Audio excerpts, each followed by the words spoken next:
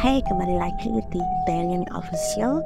Kali ini kita akan menceritakan tentang misteri rumah sakit Nancy part 2. Jadi ketika Nandia sudah sampai di dalam rumah sakit dan dia berlari mengelilingi lobi rumah sakit yang sepi, dia merasa heran kenapa rumah sakit ini begitu sepi. Kemudian dia melihat sekelilingnya dan ada satu perawat laki-laki di sudut ruangan. Perawat itu mendorong meja yang berisi peralatan pasien.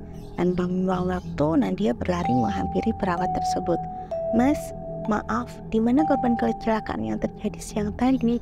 Apakah di IGD, Mas?" tanya Nadia tersengah-sengah. Sepertinya memerlukan tenaga lebih untuk melakukan semua itu. Tidak ada jawaban dari pria itu. Kemudian Nadia semakin mengetatkan sweater yang dipakainya karena mendapat pandangan dingin dari pria tersebut. Hanya sekejap dia meloloskan diri dari memandang wajah pria itu dan pria itu sudah menghilang. "Di mana pria tadi?" kata Nadia. "Kenapa bisa sekejap itu menghilang dari hadapanku?" gumam Nadia pada dirinya sendiri. Tidak ada waktu lagi. Dia harus secepatnya menemukan Sisil, begitu pikir Nadia. "Pasti Sisil ada di UGD," kata Nadia lagi. Setiap pikiran yang terlontarkan dia katakan dengan keras agar rasa takutnya teralihkan segera. Dan dia melihat sekelilingnya lagi, masih sunyi seperti pertama kali dia datang. Pandangan matanya tertuju pada papan petunjuk arah yang bertuliskan UGD. Dan segera dia melangkahkan kaki ke arah yang digambarkan petunjuk tersebut. Berbeda dengan lobi rumah sakit, suasana UGD tampak lebih hidup dengan beberapa suster yang lalu lalang. Dan dia menghadang salah satu suster yang menatapnya dengan pandangan menusuk. Tidak ada raut wajah ramah sama sekali. "Maaf suster, teman saya tadi kecelakaan. Namanya Sisil. Apa dia di sini, suster?" tanya Nadia sopan. Dia menambahkan hatinya menerima tatapan tajam itu. Karakter setiap orang memang berbeda, tetapi kenapa dua orang yang ditemuinya berwajah hampir sama? Lagi-lagi tidak ada satu patah pun yang terlontar dari perawat di hadapannya ini. Suster hanya menolehkan wajahnya ke dalam ruang UGD dan berlalu meninggalkan Nadia. Nadia mengarahkan pandangannya ke dalam ruang UGD.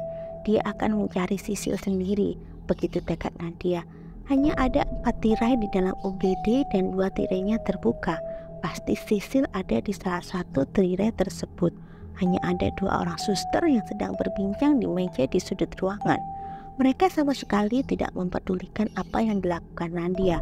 Nadia menyimbak salah satu tirai yang tertutup dan matanya membulat dengan sempurna ketika melihat ada wanita hamil yang sedang membelah perutnya sendiri.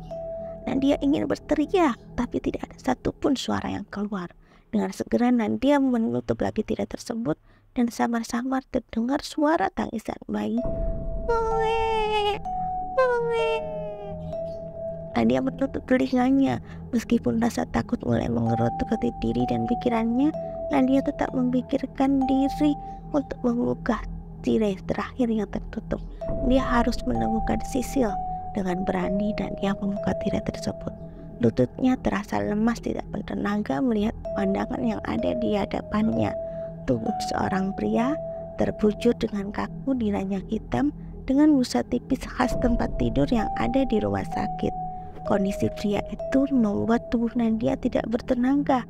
Isi kepala pria itu sudah berhamburan kemana-mana, pecah disertai dengan tetesan darah yang menetes di lantai rumah sakit, membuat pemandangannya cukup kontras.